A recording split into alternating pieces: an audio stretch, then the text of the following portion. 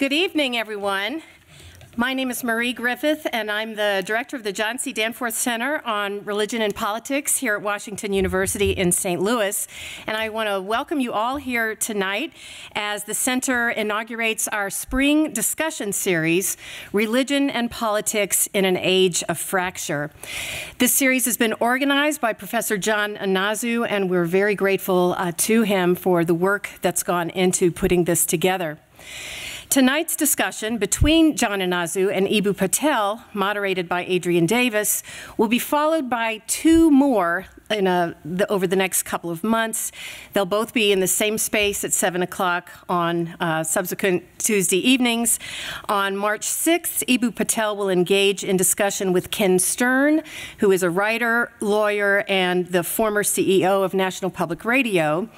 And on April 3rd, John Inazu will converse with Emma Green, a prominent religion journalist who currently writes for The Atlantic. We hope you'll all be able to join us at these events as well as this one.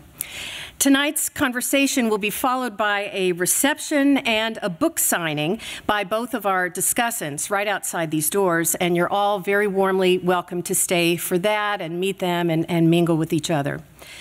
Let me just pause to remind you all to please silence your cell phones and any other buzzing devices in your possession here. Many thanks. And without further ado, I want to introduce our speakers for this evening. John Inazu is the Sally D. Danforth Distinguished Professor of Law and Religion, a dual appointment in the Washington University Law School and the Danforth Center on Religion and Politics. His scholarship focuses on the First Amendment freedoms of speech, assembly, and religion, and related questions of legal and political theory. He's the author of two books, Liberty's Refuge, The Forgotten Freedom of Assembly, published by Yale in 2012, which seeks to recover the role of assembly in American political and constitutional thought, and Confident Pluralism, Surviving and Thriving Through Deep Difference, published by the University of Chicago Press in 2016. That book focuses on ways to move through our current divided politics. Professor Inazu is the special editor of a volume on law and theology published in Law and Contemporary Problems, and his articles have appeared in a number of law reviews and specialty journals. He has also written broadly for mainstream audiences in publications including USA Today, the Los Angeles Times, and the Washington Post. He earned his PhD at the University of North Carolina, Chapel Hill, and his JD and BSE at Duke University. Prior to coming to the faculty of WashU, he was a visiting assistant professor at Duke School of Law and a Royster Fellow at the University of North Carolina at Chapel Hill. He clerked for Judge Roger L. Woolman of the U.S. Court of Appeals for the Eighth Circuit and served for 4 years as an associate general counsel with the Department of the Air Force at the Pentagon. Eboo Patel is a leading voice in the movement for interfaith cooperation and the founder and president of Interfaith Youth Core, a national nonprofit working to make interfaith cooperation a social norm. He is the author of Acts of Faith, Sacred Ground, and Interfaith Leadership. All of these books that I've mentioned by both authors, by the way, will be available after the lecture. Named by U.S. News & World Report as one of America's best leaders of 2009, Eboo served on President Obama's inaugural Faith Council. He's a regular contributor to the public conversation around religion in America and a frequent speaker on the topic of religious pluralism. He holds a doctorate in the sociology of religion from Oxford University, where he studied on a Rhodes Scholarship. For over 15 years, Eboo has worked with governments, social sector organizations, and college and university campuses to help realize a future where religion is a bridge of cooperation rather than a barrier of division. Eboo is also an active member of the National Advisory Board for the Danforth Center on Religion and Politics, and some of you were surely in attendance when he last spoke publicly here at the Danforth Dialogues in October 2016, the night before the second presidential debate hosted by WashU. We're thrilled to welcome him back as our special guest this semester, as he is serving as a Danforth visiting scholar at the center and co-teaching a course with Professor Inazu on religion, politics, and the university. Our moderator this evening is a highly distinguished scholar and leader in her own right. Adrienne Davis is the William M. Van Cleve Professor of Law and Vice Provost of Washington University in St. Louis. Professor Davis is renowned for her scholarship and teaching on gender and race relations, theories of justice and reparations, feminist legal theory, and law and popular culture. She has written extensively on the gendered and private law dimensions of American slavery, and is the co-editor of the book, Privilege Revealed: How Invisible Preference Undermines America, as well as numerous articles and book chapters. A distinguished lecturer for the Organization of American Historians, Professor Davis directs the Black Sexual Economies Project at this law school's Center for the Interdisciplinary Study of Work and Social Capital. She also founded and runs the Law and Culture Initiative. Professor Davis is the past recipient of a Bellagio Fellowship from the Rockefeller Foundation and 2 research grants from the Ford Foundation on such topics as Black women in labor and women, slavery, sexuality, and religion.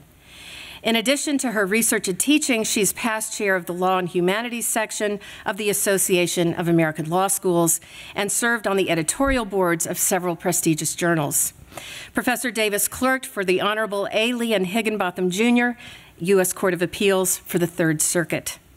Please join me now in welcoming to the stage Adrienne Davis, John Inazu, and Eboo Patel.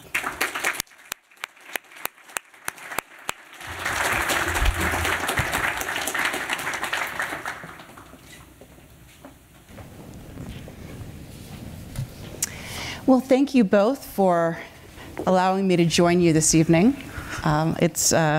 It's an honor to get to play Oprah to your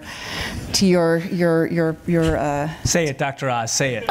Say it. You don't know how badly I want to. You don't know how badly I want to. And I especially want to thank John, my colleague in the law school, for having this be your for putting all this together. It's really wonderful to have you here and to have this opportunity. So as everyone in this room undoubtedly knows, college campuses are a microcosm of our nation's challenges around issues of, you name it, race, gender, sexual orientation, gender expression, religious diversity. And so for universities, you know, we overwhelmingly all say that we are committed to all of these principles, all of these values, alongside academic freedom, freedom of expression. But sometimes they clash, and we don't always have underlying norms or principles to figure out how to parse them and how to navigate them. So I want to start, because I'm a law professor, by offering 2 hypothetical case studies that are not specific to Washington University, but they could be any university. So, case study number 1. A student veterans group wants to screen American Sniper on campus. A Muslim student group objects because of the film's depiction of Muslims. What does a dean of students do? And I can see some of my colleagues in the audience are sort of saying, yes, what do we do? Case study number 2. A first-year Muslim woman student asks to switch roommates because her roommate is a sexually active lesbian, and such activity, even if carried out discreetly, soils the room for the Muslim woman's prayers. Can she switch rooms? So we're off and we are running. So I suspect that most of us have some idea of what religion is. So I want to start by asking each of you, what do you mean by pluralism, and what are the challenges that pluralism, what are the opportunities and challenges it offers, and how do you approach it in your work? Do you want to start? Sure. If you were going to start with the case studies, I was going to say John has some great ideas on those. And I was going to say right. I need more but facts. If you want to start with the theoretical paradigm, I'm happy to do that. Diana Eck makes this, professor of Harvard, makes a simple but useful distinction between diversity and pluralism. She says that diversity is just the fact of people of different identities living in close quarters. It's not it's simply descriptive. There's no value judgment involved.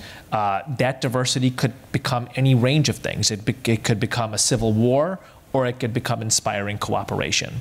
Pluralism, she says, is the positive engagement of that diversity towards some kind of constructive ends, right? So that kind of gives a sense of the the broad brush canvas here. The question is, how do we take a situation in which people have different identities, and often those are identities, when expressed, that are competing with one another, right? One of my favorite lines on this is, diversity is not just the differences you like, right? It's not just samosas and egg rolls. How do we take of that and create pluralism?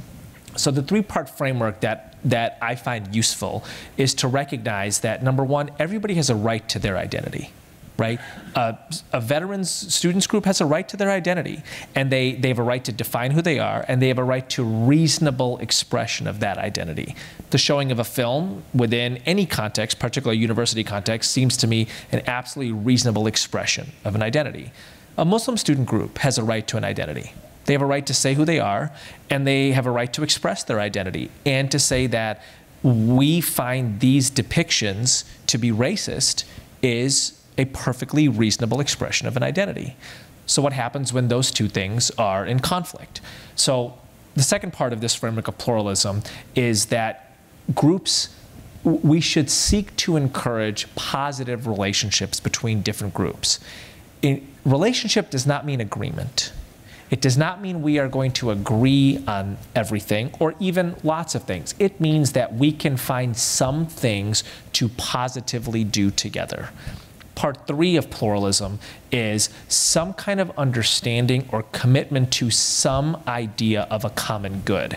I derive this from John Courtney Murray, who I read with the terrific students that Professor Inazu and I have in class, where he points out that pluralism means that there are diverse groups and divergent views within a community. And then he underscores the fact diverse groups and divergent views within a community means that there is a community in the first place. So that campus, which is the place and entity in which the film is being screened, is the community in this case. How do we make sure, how does the Dean of Students make sure that identities are respected, that relationships are nurtured, and that the campus as a community that can hold together diverse groups and divergent views remains strong? That makes, yeah. Isn't it work? It works in theory, right? It works great. Okay, so we'll come back Right, to how exactly. it would cash out on the ground. Right. We'll come back to that. That's good. I like it. I'll take it. But you're going to call me John, right? I mean, I can call you whatever. This is your neck of the woods. unless I'll you call want me to call you you whatever you want to Professor be called. Patel, we have to Okay, be on I'll the call same you page John. here. Right. So I think I actually like a lot of what you said, and I would qualify it in a couple of ways. I think it's not just our different identities that create this challenge of pluralism, but it is the beliefs and actions that flow out of those identities. So it would be maybe a lot easier just to sort of coexist with identities, but when beliefs and actions manifest from identities, that's when we get these clashes. And we're talking tonight and here, both actually and descriptively, about the university setting, which is very interesting, as Adrienne said, as a microcosm of society, but also with some unique challenges and unique frameworks around the university. So it'll be interesting as we continue dialoguing to think through what about the existence of identities, beliefs, and actions in the university setting are both opportunities and distinctive challenges. And then the one area where I would raise some questions, and you and I have talked about this before, but when we get to the aspiration of the common good, I always think of the common good as tied to an ends-oriented goal. Augustine said a community or a people are defined by their common objects of love. And so do we, either in the United States or in St. Louis or at Washington University, have a cognizable, commonly shared object of our love? Or are we left with a more modest sense of a procedural framework in which we are supposed to get along without necessarily naming any particular end or common good? And if so, where does that leave us as a practical political matter? So those are some of the questions I think through in relationship both to your theory and my own. And the one other thing I'll add is, as a legal scholar, I'm always wondering about what role the law plays here. And the law orders society and prevents chaos, but it can also overreach and control and coerce, and underneath the law is often a kind of violent coercion. And so as much as we often want to talk about the the aspirational sense of getting along. There is a law in the background that is doing some very strong work to make all of that happen. Well, let me actually kind of pick up on two of the things that you just raised there, John. So what is the college community or the campus community then? Right, and of course it varies. Well, let me not even assume that. I was going to say, it varies according to the kind of university that you are, but maybe it doesn't. Right? Maybe there's something that is just common to all universities. So what is that that community? Yeah. You. And then you'll have to, yeah, right. You can back clean up here. But I think it's such an important question. People have been asking it for a long time. These questions are going to get more intense, I think, in the next 10 to 20 years as higher ed generally faces increased pressures. And I think rather than answer it directly, we can start to name a lot of competing pressures that complicate the question. So in a lot of places, it's big-time athletics, or it's federal research dollars, or it's the instrumental focus to have a practical business degree, right, or something like that, or it's alumni pressures, or it's state legislatures in some examples, or it's a student body that wants certain sorts of things. And so the university, right, one person called it the multiversity because it's filled with distinctive and sometimes mutually exclusive ends-oriented sub-communities and responsive to a lot of pressures. And so it's, I think, difficult to name the university writ large. We can think about a place like WashU, and so I come here as an alum of Duke, a huge college basketball fan, but actually really grateful as a teacher here that we don't have big-time Division I athletics because it allows us to focus here toward a common purpose in a way that I think places like Duke have tremendous complications. We have our own problems here, and maybe we can talk about some of those as we go on, but the noise and the competing demands really complicate the question of naming what the community of the university is, and there are some places that do it better than others, but I think it's a question that we as the people here ought to be continually asking, because unless we can name the community, it's very hard to name our values or what holds us together. Well, let me turn to you, Eboo, but let me also press a little bit even more on that.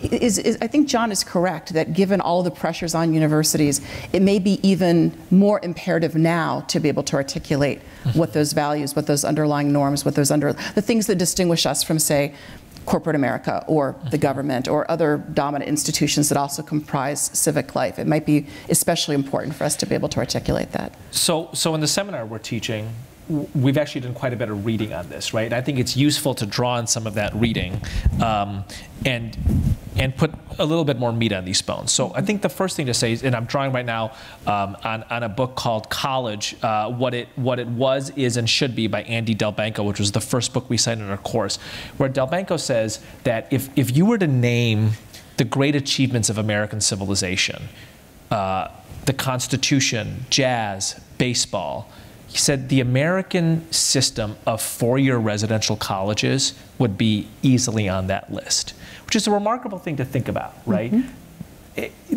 Which is to say that the way we do college here and what our nation and society expects from colleges, by which I mean, just for the moment, our system and network of four-year residential institutions of higher ed, of which there are about 2,700 or 2,800. There are wonderful things to be said for the system of community colleges. My mom teaches in one of those, but for right now, I want to focus on kind of this segment.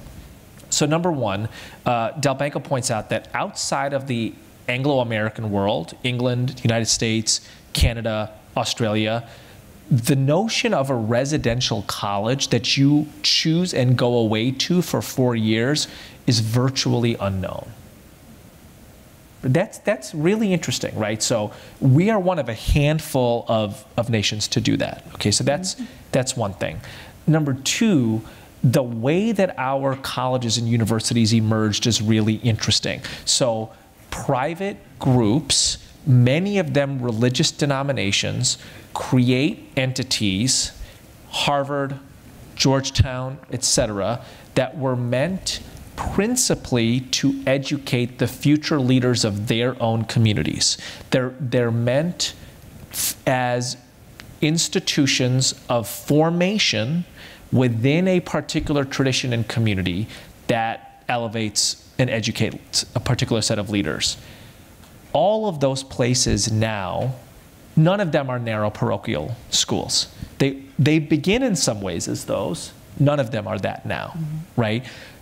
So in other words, while there is federal legislation that creates a massive university system in terms of the Moral Land Grant Act in the 1860s, it's first, the Congregationalists here, the Quakers there, the Catholics here. And over the course of a handful of centuries, you look up and you're like, wow, there's this really rich and diverse ecosystem. Tracing this history tells us something about how the United States views the university system. I'll say a couple of other things about this. In other countries, you don't have to have a 4-year college degree to become an accountant. You go to an apprenticeship, right? You don't have to have a 4-year degree to become a nurse. You can do a reasonable amount of that stuff in a more narrow technical way. That is not the case here. Why is it that in the United States, we virtually require young people to spend 4 years of their life within a broader university setting, even if they're going to go do something that is far narrower? It's because we think that there is some civic or citizenship value to this experience, which is to say, our nation, our society expects something from this ecosystem. What are the set of things it expects? Well, one of the things it expects, for example, is social mobility, right? Which is why there's all this consternation about elite universities being places where upper middle class and upper class kids stay upper middle class and upper class. Because wait a second, if we have a university system which is in part meant as a vehicle of social mobility, is it in fact serving that purpose? This variety of expectations, I think, go into this question of what do we mean by college or university? What purpose does it serve, and whose purpose? We can also even narrow the question a little bit when we're talking about this place. And so I often hear WashU compared to our peer institutions, and I sometimes wonder, what does that mean except the people we gain and lose the most students to, right? But what if we're talking about a competitive space where we're trying to compete with peer institutions, do we have a set of shared aspirations, or is it just trying to outspend the other? So what makes us similar to our peer institutions, and then also what distinguishes us? And so there seems to me there has to be something to the in St. Louis part of the name of this school, and that this is not Washington University in Chicago or in Oakland, but it is in St. Louis. And does that matter to the students we bring in and the faculty we bring in and the time that they spend here, or could this be just anywhere else? And if it does matter, how does that articulate who we are and where our priorities lie? So I want to begin to back into those case studies that we started with, and I want to invite you both to speculate a little bit more, or elaborate a little bit more on some of the specific infrastructures of colleges that may give rise to both the challenges and the opportunities to think deeply about pluralism, since again we're a microcosm in some ways. Yeah, so let me start with one of the unique distinctions about the college environment that I sometimes think gets lost in the debate, the current debate over safe spaces, right? So the idea that the argument that some people more on the left would say the college campus or parts of the college campus should be a safe space free of kinds of debates or arguments that might unsettle a person, and then some people on the right say no, that's not an appropriate way to think about college. And I actually think the question's really complicated, and it's complicated because college is a complex space. So the second hypothetical about the dorm room, right? This is the equivalent of the inner sanctum of your house, right? And so when we think about, back to the safe space analogy, do I want people who disagree with me coming uninvited into my living room? No, right?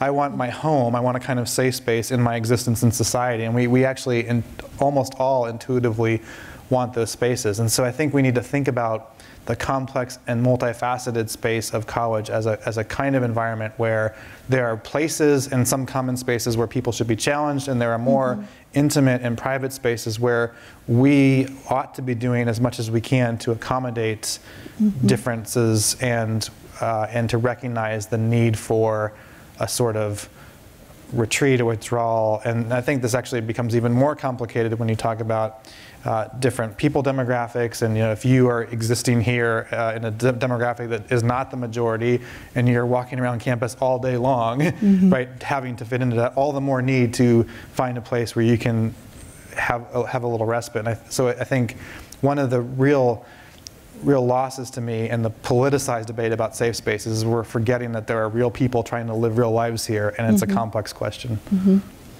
And I want to add just one thing that I think is just, I think really intriguing to note is that, because you said that the left is calling for safe spaces, but of course historically it was the left on college campuses that called for free speech. So it has been this I think fascinating movement of a part of the left, in some part I think in response to changing demographics on college campuses. So it's this fascinating thing that I think some of our students aren't necessarily. And one other complication of that is there are some arguments more on the right that argue for stronger associational rights for student groups and those sorts of things.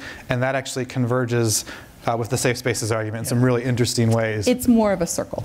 Right. Which you made very well in an article you wrote not long ago, that the analysis, So I'm going to do three quick moves.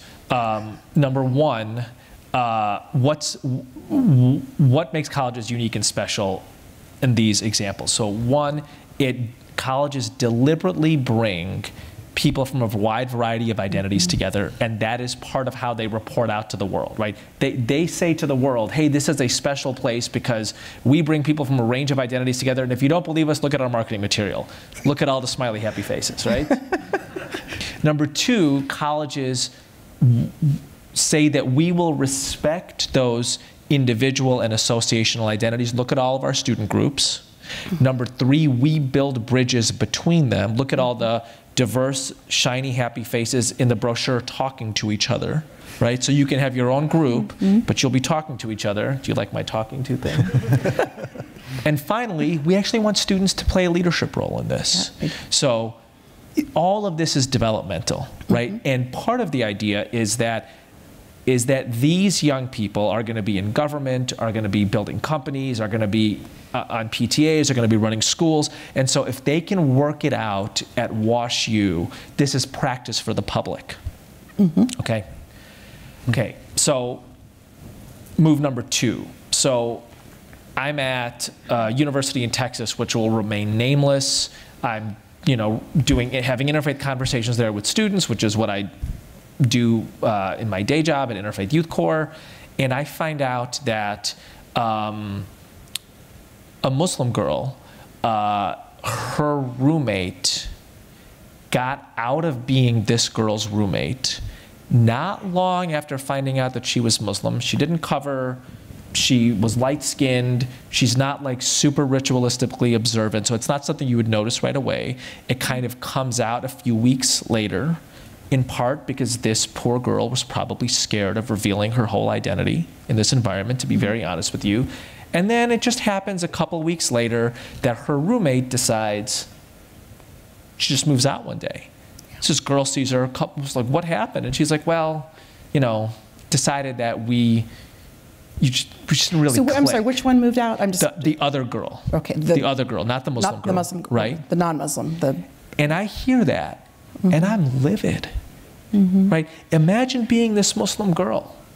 And like this other girl finds out like 3 weeks in that you're Muslim and tells the residence life staff, it's just not going to click. Right? And imagine being that Muslim girl. I hear at the same university that it is not uncommon that when parents drop their kids off at school for first year, if they realize that the roommate is of a different race, they will make a phone call to the administration offices and seek a roommate change. By the way, this is not super uncommon, period. And not infrequently, the person who feels that phone call is a black student who's listening to a parent say, I don't want my kid rooming with a black student. I'm like hitting the roof. This is real life ridiculousness, right? Okay, move number three. If that is the case, and it is the case, okay, it happens. is this situation of the Muslim girl who seeks a roommate change because of the sexual activity of a lesbian roommate more like these situations or more like something else? Mm-hmm. Well, I want to press more on that. And you're actually reminding me something I haven't thought of in 30 years, which is when I started my freshman year at Yale, there were supposed to be 6 of us in the suite. And only 5 of us came because the 6th one, I never met her. And I'm not sure if it was her or her parents, but they said, she's, you know, this is contrary to our faith. And I don't think they ever even met the other 5 of us, right? We were a very diverse, eclectic group of young women, but they, the norm at Yale is all freshmen are supposed to live on campus, residential college experience, but they were able to get an exception to live off campus. And I remember it was a topic of conversation among the other 5 of us, this sense of, you know, we weren't given a chance. I mean, yes, we probably were fairly hateful, but, you know, but first you could have gotten to know us before you knew that we were, you know, that we were unpleasant and everything else. So you're just reminding me of that. But again, I wasn't sure. But part of I think what's important here is I'm not sure if it was her or her parents.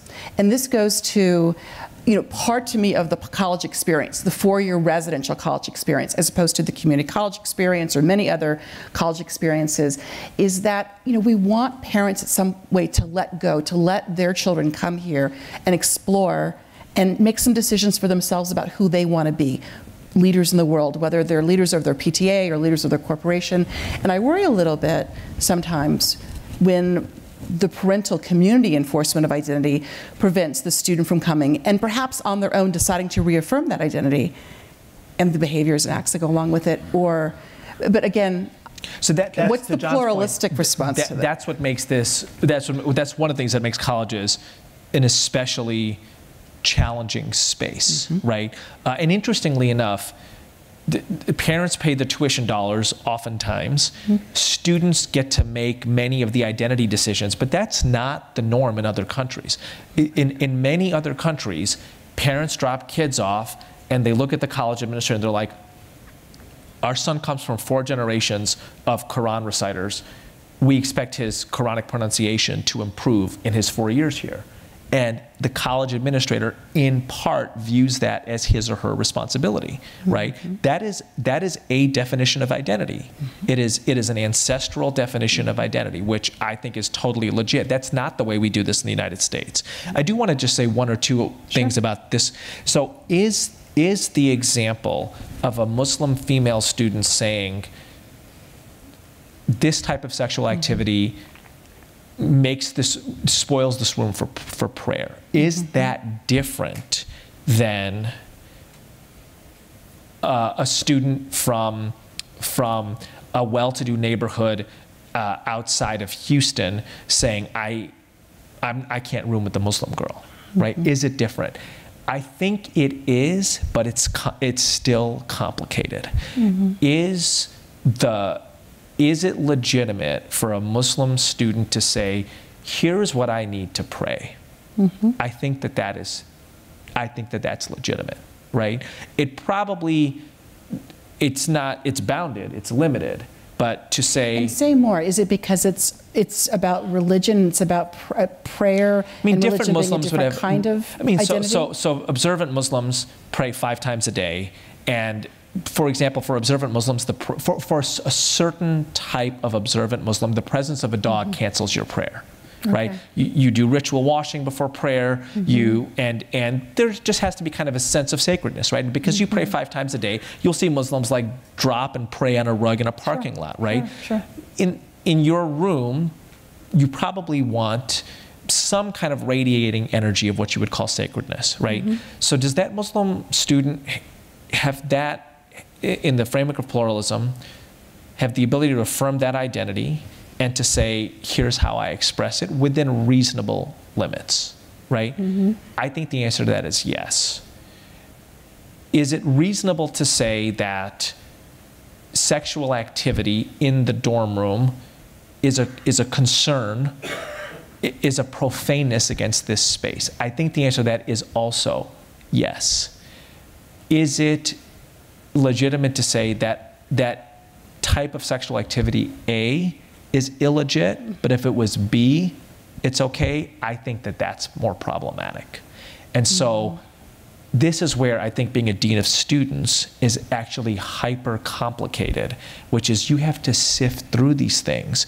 Right. It's not the more, it's the highly personal space of the dean of students office, not the more clinical space, if you will, of the courtroom, right? Like you're dealing with how that student feels in the conversation with you matters a great deal. I'm not sure if a typical judge cares about how the advocate feels when he or she is telling the story. So I want to ask you a quick follow-up, and then I want to bring John into this, the case study as well. So presumably this framework would apply not only to the very observant Muslim young woman, but also to observant people of all faiths. The fundamentalist Christian, right. The observant Jewish person, Jewish student, all of them would sort of, many, not all, but many faiths would might find that to be offensive to core values. Not all, but many would. So it's not specific to. And I think that doing the thought experiment of what if this was an evangelical Christian student, what makes it different? I think the first question is, do your initial sympathies change? Are you That's why I brought it up. Right? I think that's an interesting question, right? I think a second interesting question is there a notion of we pray in this way and there's a whole range of things which would affect the sacredness of a space, right? That seems reasonable in a different religious community. I think that, right? So that's an interesting question also. I think a big thing here is, does either student feel like they are being marginalized in this process? I don't think that's the only thing at stake, but I think that is one of the things at stake. I don't want the lesbian roommate to think, I can't be who I am. She gets to be who she is, right? And the Muslim girl gets to be who she is. And there are times when that is not going to work in a roommate situation. Do you want to set how much precedent do you want to set in this? Okay, I'm going to complicate the hypothetical, and then now that I'm complicating it, John, I'm going to toss it over to you. And you and I may have talked about this one before. John knows that I spent many years teaching in the Deep South, not just in North Carolina where we both spent time, but also in Alabama. And I loved it so much teaching in Alabama that I went back and did a second tour there, because the students were fundamentally different than anyone I'd ever taught before, fundamentally different from who I am as a person and as a scholar, and I learned more from them than I've ever learned from any other student body. So I just deeply cherished it. But one of the things that was challenging for me, as I was teaching trust and estates, which is all about wills and what happens, you know, when you die and who you've had sex with and all that kind of stuff. And I mean, that's what it's about. It's an Aaron Spelling show. It really is. And one of the challenges that I experienced was when I would talk about estate planning, and there are all these, you know, units in the course about specifically estate planning for same-sex couples, which was big back then, is a big part of the profession. And the students would raise their hands and they would say, you know, frankly, Professor Davis, what you're talking about, you know, your discussion of, as they said, homosexuals offends our faith. And I was really challenged by it. You know, I was really challenged by it because it raised, again, these sort of competing principles. And I wanted to respect where they were coming from. I had not in the past had students raise that as a framework in a classroom before. But I also felt some sense of obligation to also make the classroom welcoming and inclusive of whatever students there might not have had normative straight orientations as well. So I struggled with it. So having complicated the hypothetical even more with a group of students who, of more conservative religious students who, in that context, were the majority. But I bring that up because at Washington University, those very religious students probably would be more in the minority, right, in many ways, and wouldn't feel as comfortable here. So having complicated now the hypothetical, John, what do you say? Right. Well, I mean, I do think it's important to name the geography difference, right? It is a very different experience at the University of Alabama than at Washington University, and that might matter. you also complicated it by moving it to the classroom, which is yet another space on campus, which has a distinct purpose, and maybe, I think in a lot of ways, a place where we ought to be most challenged and most open to challenge. So if we are going to talk about the aspirational sense of the university as intelligibly warring creeds, for example, if not in the classroom as a place, a site of that happening, then where would it happen? So that might matter. I also think both in your adjusted hypo and what Eboo was talking about earlier, to recognize and name that because of the fact of pluralism, there is going to be harm. Right? There's not a happy ending to this. Somebody is going to be hurt, and whatever decision is reached, there's going to be someone who feels left less than whole. That's true also society writ large. And maybe one small step we could all start taking, whether here or in society writ large, is to recognize the harm on the other side. Can we be empathetic to say, even if we win, what are the costs to the other person? And I think we don't do that enough. So the harm point there. And then another point. Let me just say really quickly, and I wish I could remember who coined this phrase, maybe it was one of you, but some people have been saying, inhabit the critical pause for a moment. So when we're faced with these conflicts, instead of sort of thinking them through and then rendering the judgment, that we pause for a moment and we honor the person who we are not siding with. And we say, I understand that this is causing, fundamental injury and that you're feeling unwelcome, and I want to honor that. Even if I can't actualize your request, I do want to honor the fact that you're a member of this community and you're going to be hurt by the outcome here. So that critical pause. And can we do more than honor and actually move toward empathy? So the best lawyers are going to be the ones who, as much as possible, understand the other argument that they're trying to defeat, and understanding takes a kind of empathy to that. I think it's harder to be the dean of students in this case than the lawyer or the judge, and the reason is because both students are still on your campus, right? So you're not like judgment rendered, whatever it is written, what the judgment's written, and next case, but the person, both people still exist in the community. The rumor mill is working, right? Somebody is left, they're both less than whole. Somebody is left a little less than the other one. They are part of student groups. Maybe the lesbian wasn't out, right? Maybe this is like one of 3 Muslim girls on campus, and it's been like, she's been like deeply wrought about this for 3 or 4 months. And every night she's gone to bed thinking to herself, I am violating my faith. Right. But I want to be nice to this person, and I don't really feel like telling a lot of people I'm Muslim on this campus. Right? Like and if you're a dean of students, you are concerned with their well-being, the groups that they are a part of, the conversations that are happening on Yik Yak, the nature of the campus community, right? Like there's a lot that goes into it. It's not a thought exercise in empathy. It's like, it's real. And I want to really reinforce something that's, I think, implicit in what you're saying, which is another piece of, I think, the distinct challenges on college campuses. We're doing our best to get the students out, the undergraduates out, in 4 years, right?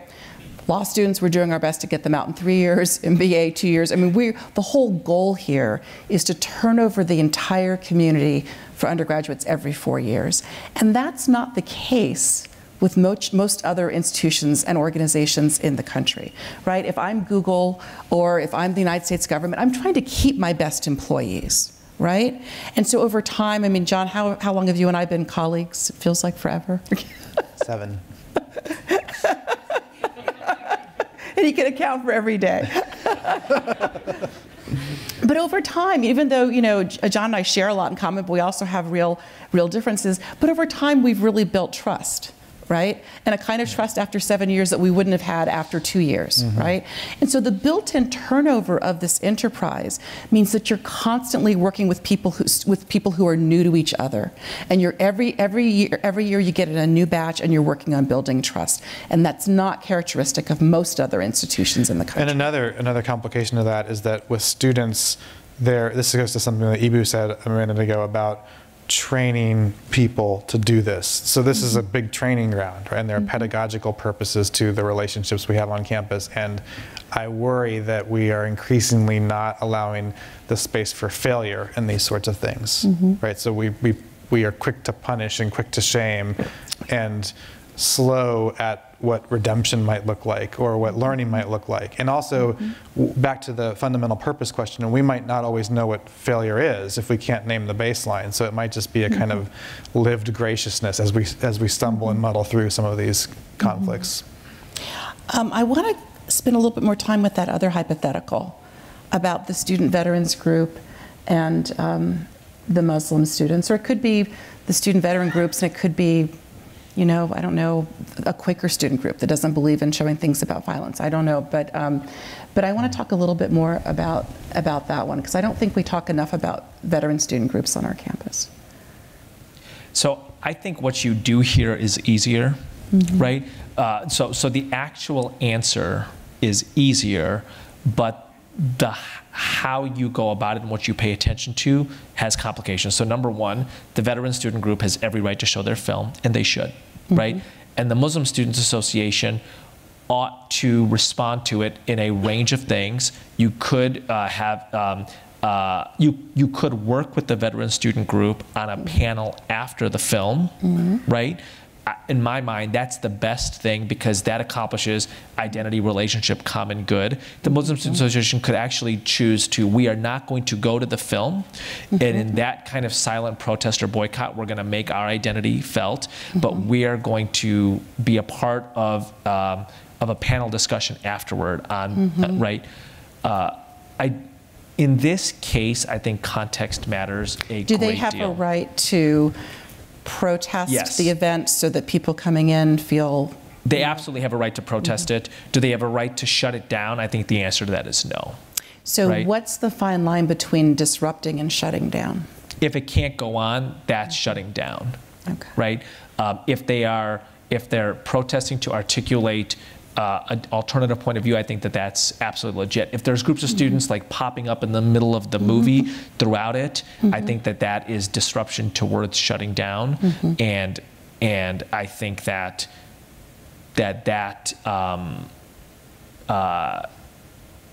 should be dealt with gently but clearly, which I think brings up actually a second interesting issue, which is in the case of a college campus, is the administration of the state. Right? It doesn't have police powers, but it does have other very significant powers, like you're expelled, right? So is that an interesting analogy to make? Let me just say, we do have police powers. I mean, we have police. We have police.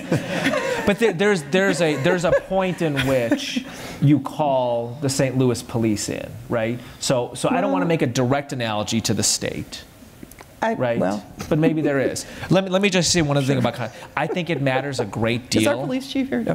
I think it matters a great deal if we're talking about Oberlin or the University of Tampa, right? Okay, tell me more why. Because I don't know enough about University of Tampa. So University of Tampa, I was there, I don't know, 10 years ago, and like 3 o'clock in the afternoon, I felt like the whole university was in camouflage on the quad.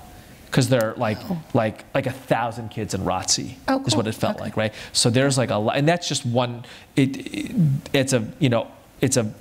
There's lots of young people in the military there, right?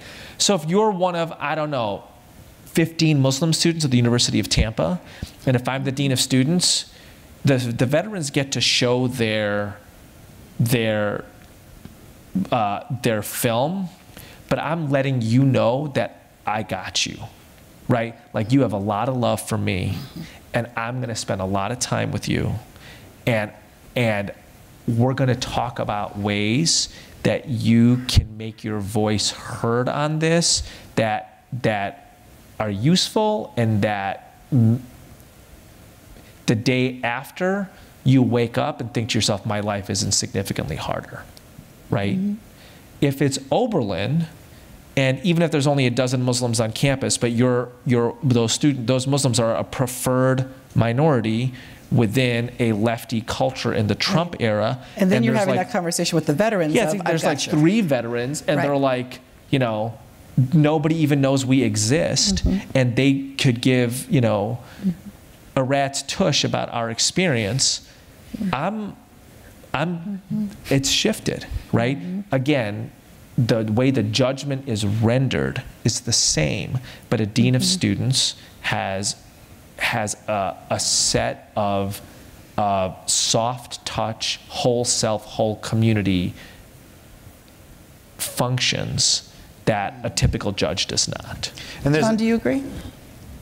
Well, I like the point about connectedness to community, right? I think one of the challenges and problems with the legal system writ large is the detachment of both law enforcement and judges from actual communities that depersonalizes and sterilizes this in the ways that the dean of students might not have the opportunity to pursue. I was also thinking, as Eboo was talking, though, that we don't, in real life, we seldom have the veterans group or the Muslim students as kind of a monolithic entity, but within those groups we have diverse people with differing viewpoints. And so I'm a veteran, and veterans are deeply split on something like the national anthem controversy right now, right? And so it'd be very difficult to assume the veterans group and assume a particular belief that flows out of that identity. And I think too often we're quick to say group X must think this, right? Or group Y stands for this, when really the complex individuals within those groups who are shaped by overlapping spheres of influence and overlapping identities might come out very differently on some issues, and taking the time to figure that out, which is just one more challenge for the dean of students. We're really giving this person a lot of responsibility here. And I think, John, I think that's another point that can be arguably distinctive about college campuses, because the meaning and values of these groups shifts from year to year depending on who the presidents are. And so as administrators, we're frequently negotiating, supporting whoever the leadership is of the group, and there can be other students of the group who, will come and say other things, but typically I think I could defer to my colleagues in student affairs, but I'm willing to do 180 degrees with the various student groups from year to year because the presidents shift their views. But I try to respect their own internal structure of, you elected this person, so this is the person you've identified as your public spokesperson. So unless you decide to somehow articulate publicly that there's disagreement, if this person says the veteran students want a group, the veteran students group wants to show American Sniper, I'm not going to then go in and say, take a poll and say how many of you actually agree with this, right? And in this scenario, this actually has happened at some. It was in the Chronicle of Higher. I'm not smart enough to come up with these on my own. This was straight out of the Chronicle of Higher Ed. So it doesn't mean every Muslim student feels this way, right? But the Muslim Students Association as an entity has come out at ABC, and the Veterans Group as an entity has come out at XYZ. So let's continue to complicate this. What role is social media playing? Anybody want to be a dean of students in here, by the way? If you do, I've got some colleagues you can speak to. How is social media complicating all of this? Is it helping, or is it making it harder? I'll start with you, John.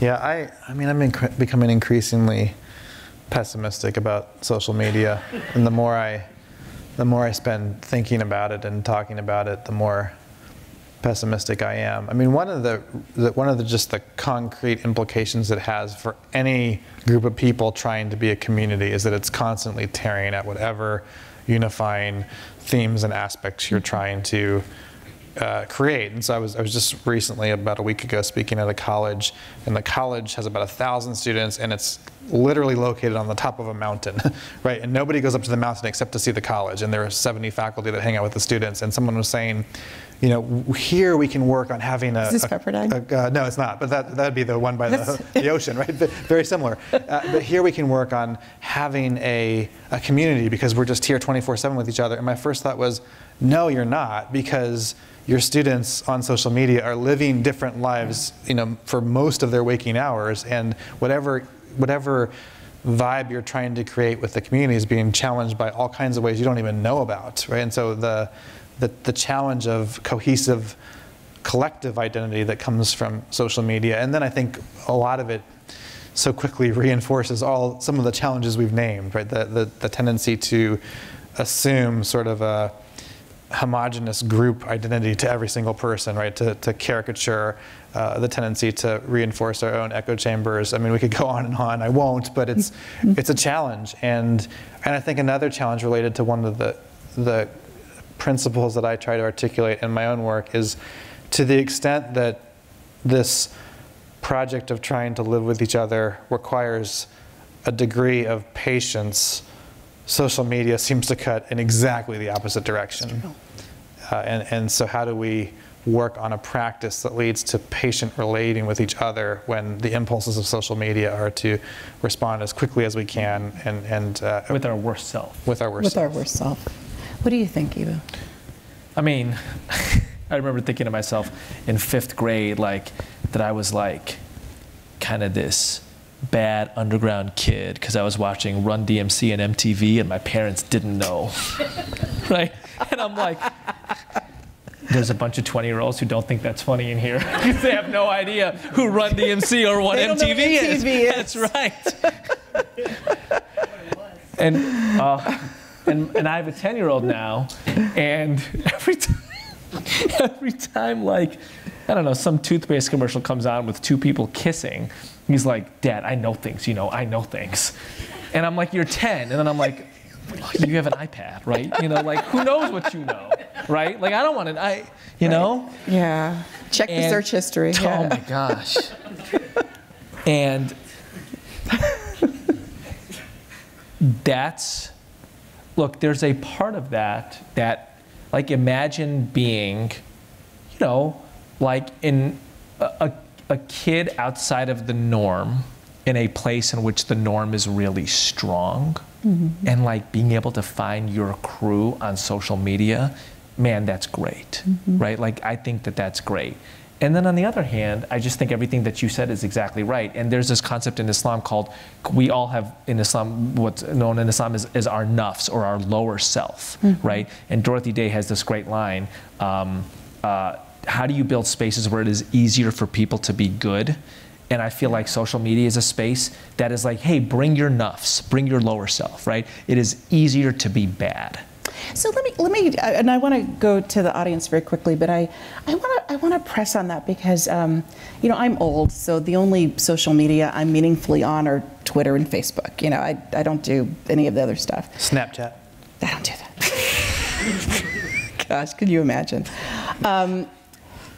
But part of the reason I actually like Facebook is, you know, overwhelmingly my friends, you know, my real, what do you call real people versus virtual friends, right? You know, like my in-person friends, and, you know, overwhelmingly they're a lot like me.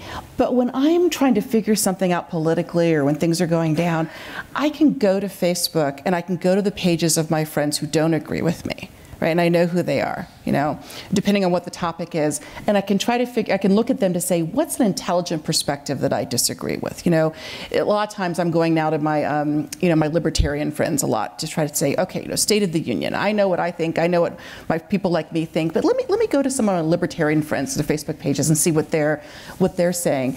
Whereas I probably wouldn't pick up the phone and call them, right? And I just wonder if there's some way that we could try to encourage our students or encourage folks to build in a practice of using social media to engage with difference and to engage with disagreement.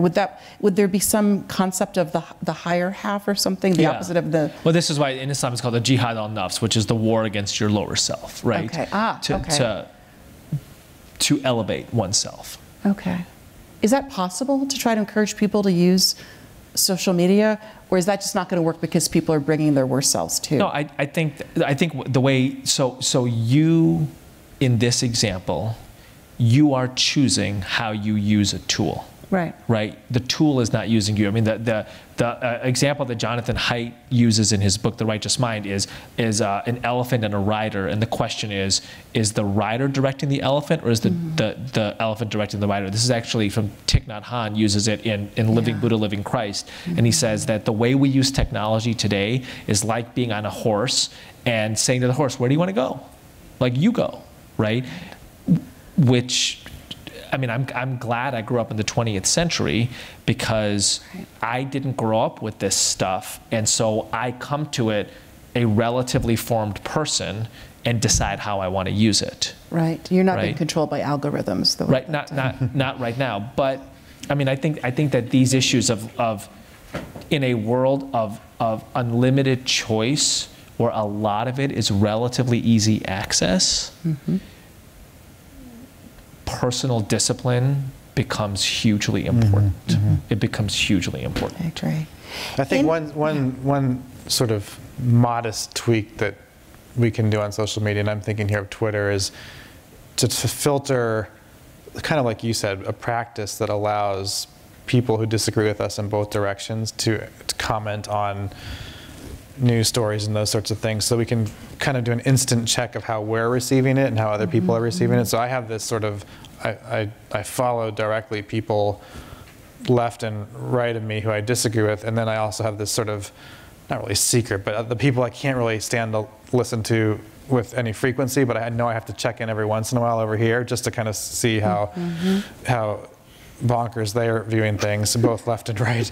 And the amalgam of that is really helpful to situate, especially kind of national or very polarizing events, because I can realize there are complexities that I'm often not seeing. But the challenge is how do you limit that into its proper place? Why is it that I'm not just checking in once a day or whatever the healthy practice would be, but why do I feel like the need to be constantly in the know, and then sometimes to insert myself into certain conversations? And so one of the, I think, challenging byproducts of social media is we all start to think we're more important than we are, right? And that's probably not a good thing. Well, I like that as a compelling practice, and one that we could actively encourage students to do, to come up with a map of who would be in this list, who would be in this list, and who would be over here that you should check in with on occasion, even though. So any final thoughts that you two want to share before we engage our colleagues here? I would just say I'm glad that you're a part of this conversation, Adrienne, because one of the things I've really appreciated about you and your leadership here is you are pushing these ideas in a holistic way. I mean, you care about this, you live it, but you really want to see it happen on this campus, and in ways that are both familiar and unfamiliar. And so I'm grateful for you and others here who are doing that. Thank you. Well, a lot of the folks, thank you for that, John. I appreciate it, and it means a lot coming from you, because, you know, I love your, in fact, there was one time John and I were having a mild disagreement about something, and I said, I believe someone made a point about confident pluralism once that I thought was really smart. So bad. So I appreciate that. Eboo, any final thoughts before we go to the... I appreciate you too. And I don't want that to go unsaid.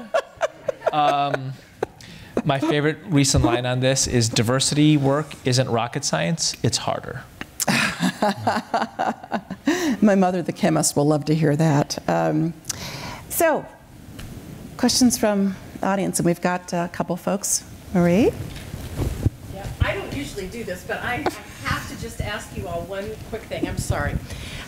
So the assumption throughout, when you were talking about sort of religious values, seemed to be that the religious values are sort of on the more conservative side, right? So it's the religious person who's objecting to behavior, you know, whether it's the Muslim or the evangelical Christian. And I guess I know you have both thought about this a lot, that, you know, there's also the progressive religious side. It's not just that the progressive values are always secular and they're sort of against the religious, but that, you know, a sort of position for, say, LGBTQ rights or whatever can be a deeply felt and deeply articulated as a religious value. And I know you've both thought about that, and I just wondered how you could sort of bring that into the conversation too, that those, you know, are also religious stances that can't be just sort of shoved off there as if that's the lefty secular kind of perspective, right? And yeah, so that's really, so it is entirely, that's really interesting, right? It is entirely plausible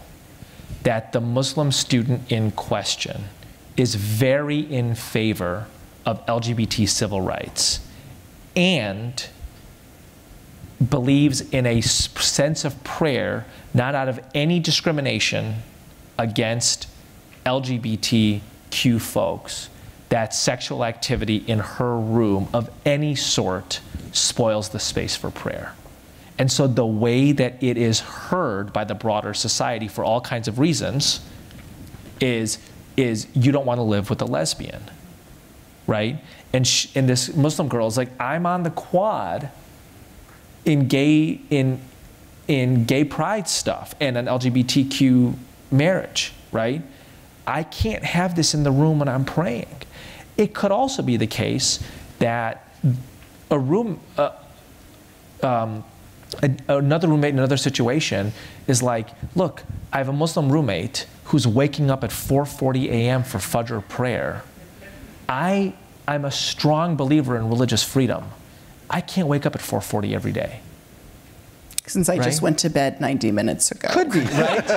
Right? Hypothetically. I mean, they're slightly, because the weight of sexual activity and a religious objection it registers a certain note in our society, as opposed to the note that is registered by I can't wake up at 4:40.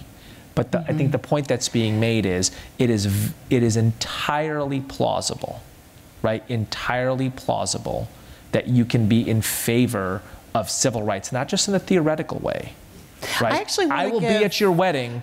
I can't have you do this in my prayer space. I want to give an example maybe of what Marie is talking about. It's a concrete one that's been on my mind a lot. My 4-year-old nephew goes to one of the big Quaker schools in Philadelphia, and so 4 years old. And so for Martin Luther King Day this year, his class of 4-year-olds, they all went and staged peaceful protests all around the school. I think it was probably the lower school. I don't think they went to the upper school. And I thought, my own politics, I thought how wonderful that part of that Quaker faith, right, is that protest position in favor of justice. So I think you're right. We shouldn't sort of fall for the religious view always lines up with the conservative political view, because it could also be that the religious view is the view saying, we stand for peaceful protest, right? We stand for nonviolent action. Thich Nhat Hanh, Martin Luther King, Gandhi, right? I mean, all religious figures too. And then also the context of the place matters, as we said before, right? It's not that hard to be the Christian group at the University of Alabama, the conservative Christian group, right? Because that's the baseline of the culture there, and it might be harder in other places. And so the particular challenges to particular groups along an entire spectrum will, I think, always be contingent based on what the broader context is. And that's where the greatest challenges to expressive and other rights always come when people find themselves in a discrete minority relative to whatever the majority position is. Sir, in the back, you still have your hand up? Thank you very much for your thoughtful presentation about the conflict on campuses.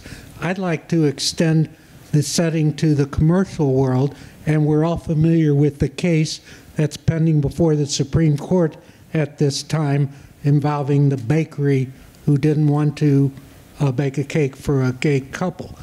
What is your view on resolution of conflicts of that nature? And you might, as a footnote, tell us how you think the Supreme Court's going to decide the case. Wow, that's not a complicated question. Adrienne, why don't you... I don't teach constitutional law. I research wills, so you take it. Yeah, no, I mean, it's a great question. It's a great case. I think if there's one takeaway that I would have for this particular case in the context of this discussion, it would be to underscore a point I made earlier, which is let's start with empathy. So the thing that drives me the craziest about discussions I hear about this case are when either side of the issue just assumes there's no credible interest on the other side, right? There are interests on both sides, people are being hurt on both sides, and can we start there with sort of a sense of charity about it? Now, the actual facts of this case, I think, are legally complicated. So there's the free speech question of whether this cake itself is art, which turns out to be maybe a more complex question in other settings rather than this one, where there's some factual discrepancy about the extent to which this cake is not art. But I suppose whatever your priors are about this issue, just recognize that I think it's going to be hard in either direction to figure out what the limit principle is. So if you think that the cake baker should be able to deny the cake to the couple, then what about the owner of the bed and breakfast who says, sorry, my religious objections won't let me rent you a room, or the owner of the Marriott who says you can't be here, right? And you have to answer those questions if you're sympathetic to the baker. If you're unsympathetic to the baker, then what about the wedding singer who performs songs for her livelihood and is asked to sing a performative song at the wedding and says, I can't do that because of my faith? And so I think there are going to be hard questions in both directions. The case is legally complicated. I think it got even more complicated after the oral argument, where the justices signaled possible openness to other doctrines that are introduced into the record by amicus briefs, and so what happens in this case, I don't know. We'll see in June, and we'll see what Justice Kennedy says, which is what this case is going to come down to. Do you want to add anything to that? I mean, the one thing that I would say is because I tend to run with social progressives, they're not sympathetic to the baker, right? And their quick take on this is, why should somebody's religious identity overrule somebody else's civil rights? And there's a dimension of this which makes sense to me, right? And so I think an interesting question is religious identity special? Could the baker have invoked a different identity, right, and said, because I am X, I will not do this for you? Or interracial couple. I don't want to bake cakes for interracial couples. But that's the identity on the other side, right? I'm saying, could the baker, the only reason that this is before the Supreme Court, it seems to me, is because the baker is claiming a religious identity. So what is it that makes religious identity special? So a lot of that is that it's in the Constitution. Some of it is that it's legislated through RFRA. Some of it is that it's part of the history of the United States in a very, very special way. So one of the things I like to say to my more progressive friends about this is, if you have no sympathy towards the Christian baker, who I think is wrong, but I have sympathy, right? I understand. Wrong is too strong. I disagree with him. I think he should lose, okay? But then I have to answer the question, should Muhammad Ali have won at the Supreme Court in 1969, 1970, and been granted effectively a religious exemption from participating in the Vietnam War? But I think, so can I follow up on that? So I am going back to the interracial couple, because of course a lot of that was rooted in religious beliefs. And that's, I do hear you. I really want to reinforce I'm hearing you, but it's hard to say to, let's use my own people as an example, it's hard to say to African Americans, not only should your civil rights be vindicated, but you should have sympathy for the people who are using the Bible to enslave you, or the people who want to bar you from marriage or want to keep you out of their schools. It's one thing to say don't hate them, and certainly yes, Dr. King preached the doctrine of love, but I will say this, I think it takes a real toll on people's soul to constantly be extending sympathy and grace to people who are actively hating you and trying to soul murder you. It's not to say that we shouldn't do it, but I also think we have to take seriously some of the mental trauma that can cause people to constantly be trying to be embracing people who are trying to exterminate you, literally. I hear that. Right. So let's make this even more hard. Let's do it. Because it's not hard enough. Right. So the baker is black. Oh yeah. What do you do? So, by the way, I played a very baby role in the Obama administration on the First Faith Council, but enough of a role to be privy to one of the reasons the administration moved more slowly than many of its backers wanted it to on the question of gay marriage was because of the concern of theological conservatism within the African American Christian community. Okay, so there's a reason I don't go to church. But does that give you, if the baker was black, would that give you more sympathy towards the baker in this case? Me personally, no. But then that's something I came to terms with when I was 15 years old. So. But let me actually, on your rhetoric, Adrienne, push a little bit, because the people that want to exterminate you language, that's powerful language, right? And given that there are literally people out there now who want to exterminate other people, maybe we should save some of that language for those people and not assume that every conflict, however hard it is going to be, is at the let's exterminate you.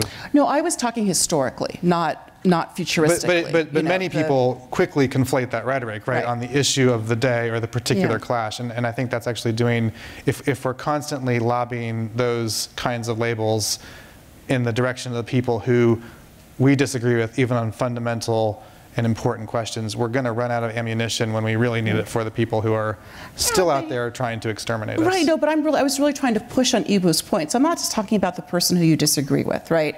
The people whose Facebook pages I go to. I'm talking about people who, lynched my family. They were trying to actually murder us.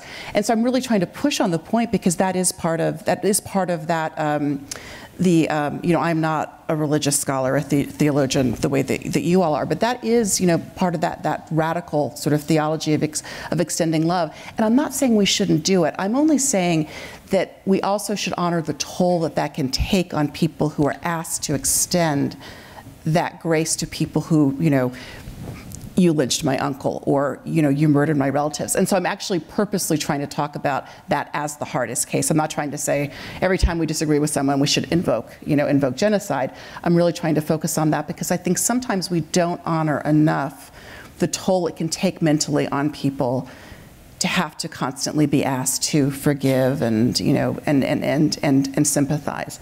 So it's one thing to sympathize with the baker.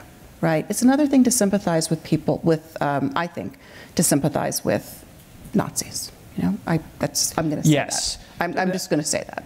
But I think we'll all agree to that. Yes. I don't know. I'm trying to press on it to see what the limits are. So I never thought we'd actually have to having the debate in the United States about, or not, the Nazi thing, but it's somehow it's.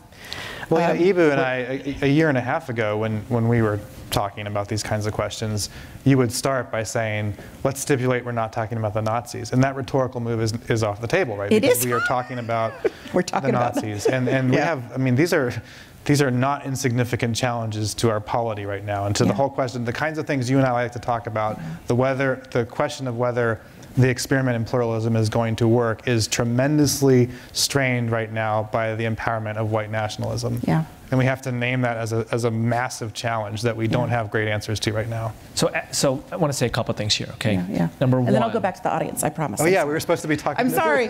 This is, so. Bad moderator. So one of the things that is being said by Christians in Africa in mainstream Protestant denominations, Methodists, Anglicans, etc., is you white people showed up, soul murdered us with colonialism, soul murdered us around our marital patterns, which in some cases were polygamous, and now you are soul murdering us by saying that we need to ordain women and affirm gay marriages. And I guess what I am wondering is, I might disagree with them on gay marriage. Do I have no sympathy for their position? And I mean, honestly, it's different for me if the Christian baker is black. That doesn't mean the judgment is different. That means I'm like, dude, your dad couldn't get a loan, right? Your granddad was redlined out of a neighborhood. Your great granddad was a slave. I'm not sure. You got a shop, man. You want to be able to run your shop, and these people exist too. Yeah. For me, I mean, I would like to look at situations and first see complexity rather than simplicity, personally. Right. Okay. Well, to be just continued. personal. To be continued. To be continued. Yes. So I wanted to ask you about the goal of pluralism or the goal of diversity, and I wanted to reference something that Rawls said in his Theory of Justice. He cited Isaiah Berlin, who said something along the lines of, no social world exists that can accommodate all forms of life. And I think that, does that mean that the opposition to that should be our goal? And that our goal should be a society where everyone can pursue their conception of the good, regardless of whether or not it's based in a religious tradition or not?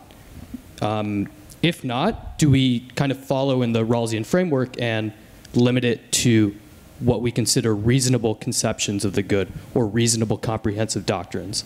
And if so, then how do we determine what is and what isn't reasonable? I think a lot of people kind of identify reasonable alongside progressive, but it seems like the definition of progressive, or what we consider progressive, is constantly evolving. So if we are to characterize it as progressive, then can we consistently apply that definition? Man, Neil doesn't say anything. We're like 4 weeks in the seminar, and then he like drops Rawls in Berlin and like the same question in the auditorium. I mean, that was nice. Well played. Well played. Good move. dang.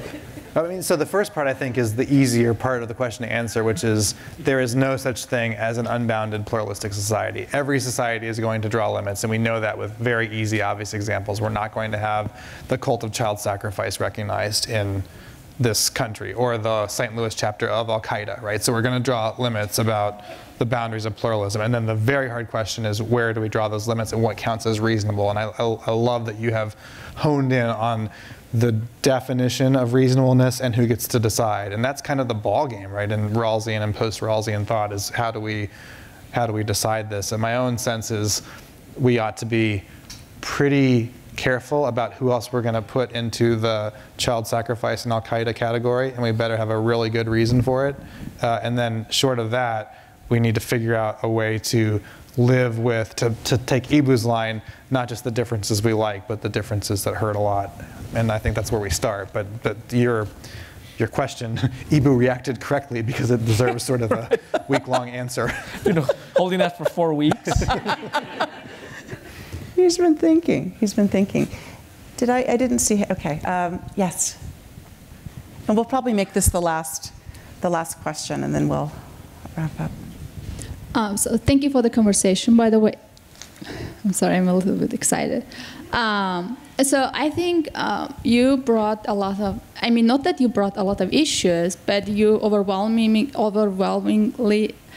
focus on Muslims' issues as a religion, and as a Muslim, I was more surprised on the very tiny detail that you mentioned about Muslims and practicing and praying, which was very surprising for me. But you know, I think it's kind of maybe a little bit. I want to say that is. Like we should, when talking about the religion, we instead of focusing on what is the challenges of Islam, maybe we should also focus what is the challenges dealing with conservative Christians or Jewish or Hindus or other major religions as well. Also, so let's say you say LGBTQ community versus Muslims, and Muslim female thinks that homosexuals kind of, it's like if she accepts the homosexual, then she is violating her religion. What conservative Catholics think about it? You know, I think these are the questions that could be discussed instead of heavily focusing on Muslims.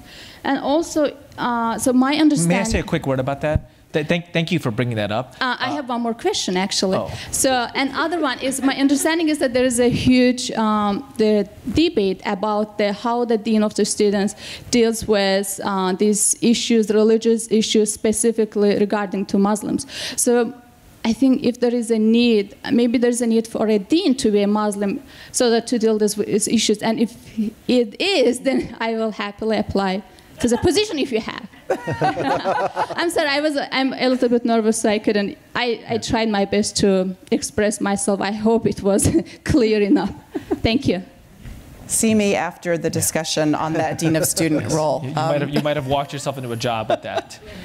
So thank you for that. Let me make my intentions clear, because in the kind of pre-conversation, I suggested a couple of these to Adrienne. So number one, I am Muslim, right? And number two, I put forth Muslims as a group right now because they're a group that in university environments have broad sympathy, which is not the case for evangelical Christians and conservative Catholics.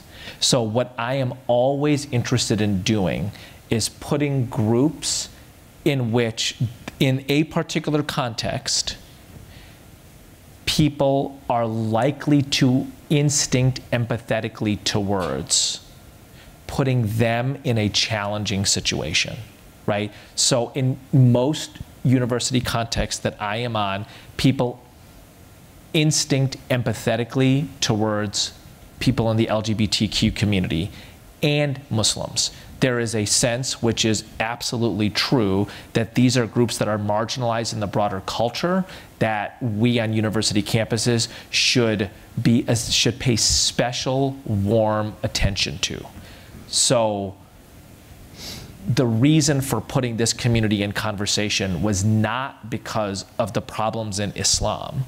It was precisely because how do we choose a group that is to which we have broad sympathies in this environment? Adrienne, can I ask, as somebody who works at a senior level in some of these areas here, is that I mean, I'm not super familiar with WashU. I've been here 3 or 4 times, but is that generally the case that if an issue involving a Muslim student came across your desk, part of what you would instinctively thinking is marginalized group in the broader culture, I'm going to pay particular attention in a way that like my empathy frame is on? I don't know that I'm the best example of that. Here's what I would say, and I understand. I just want to reframe what you just said a little bit. I think that you chose those, and I liked them. I endorsed them because I thought that they were really good thought experiments, right? And for us to sort of work our way through it. I'm not sure about the broader position that LGBT students and Muslim students are enjoying sort of lots of warm, inclusive efforts. I like to think that we're doing that, but I'm not so sure about that. You know, I don't know. I don't know. I was concerned if these were evangelical Christian or conservative Catholic examples, and theologically they would be easily dismissed. And I was concerned that they would be easily dismissed. And you're right, and that's why I agree with those. I'm just not sure that I agree with the additional step of Muslim students and LGBT students are finding kind of warm inclusion everywhere on the campus. I just not sure. Who does? I didn't say everywhere. I said in staffed within student affairs. Right, if they came across a professional and student affairs desk, there's more of it. I could be wrong about this, right? But the idea was there's more of a likelihood that students in these minority communities set off. We're going to take special care, and we're going to instinct on the side of this kid, which is precisely why I think taking sympathetic groups and putting them in interesting situations. It's not the white, straight, evangelical, male Christian baker. It's the black baker. Could have been his first shop, right, et cetera, et cetera, et cetera. What if that's the situation? Yeah. That's the idea. Doesn't mean that it went well, but that was the idea. Yeah. No, and I agree with that. I think my only point is, even if we have those instincts, we still manage to mess them up. That's my only point. Marie, should we? I think we should. Please join me in thanking our. Thank you. That was really terrific.